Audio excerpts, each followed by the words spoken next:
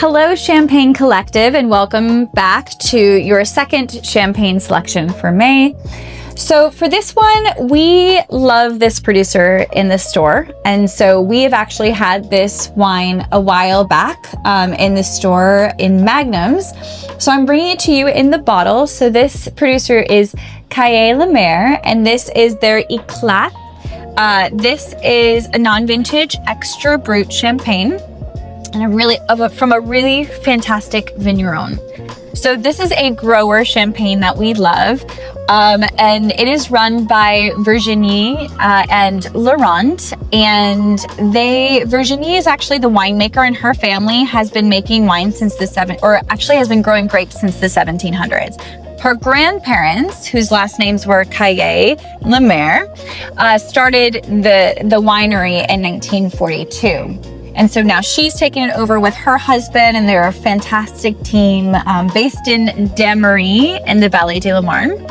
So this is a tiny production. We're talking 6 hectares total.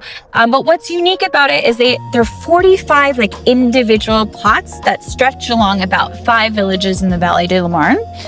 And just a really fantastic grower producer. So this is their Éclats. So this is a blend between the 3 grapes of Champagne. So 50% Chardonnay, 25% Pinot Noir, and 25% Meunier. And what's unique about them is they use oak in their fermentation. And you will definitely find that in the nose and the palate, but not like an oakiness, but you just will find that this is going to feel a little bit more textured than the last one. It's going to feel there's going to be a little bit more body, but still is going to have this beautiful freshness about it as well. They aged this wine for 80 months before release, so long aging on the lees, which adds to the depth and complexity as well.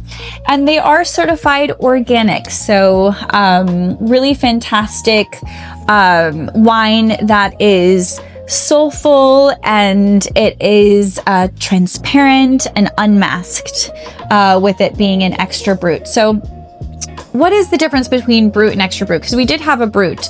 So brut is a dry style of champagne, and the majority of the champagne that you're going to find in the market is brut.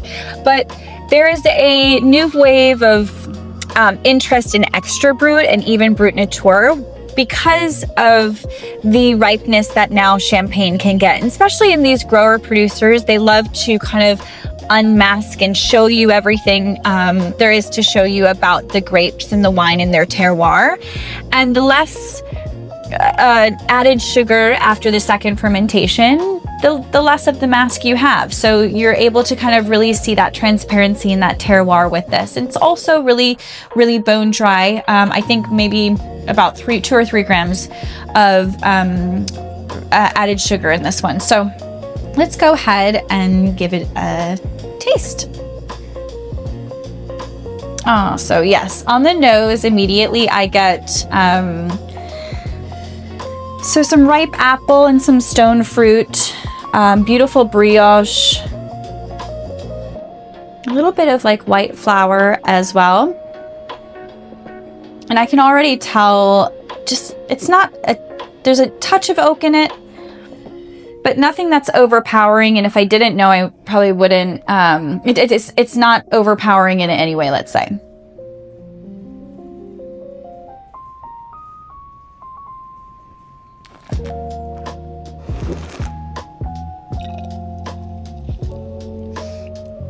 So nice.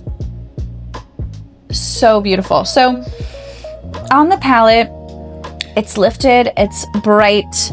The bubbles are a little bit more, there's a little bit more persistence with the bubbles than the last one. I felt like the last one was a little bit more creamy. There's beautiful acidity as well. My mouth is watering. It makes me want to have another taste and another glass of it.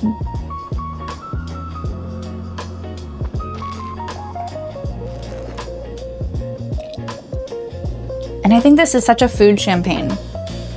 I could see it going with such a variety of foods, from fried foods to fresh fish, but I think it really I think this one's gonna love food. So I think last month we did the same, where we had one that was like, I bring to your, dinner party and have as an aperitif, and then one to kind of have with food.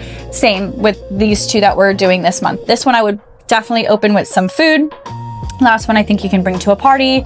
But either way, I think this is such a beautiful expression of a grower champagne from the Vallée de la Marne.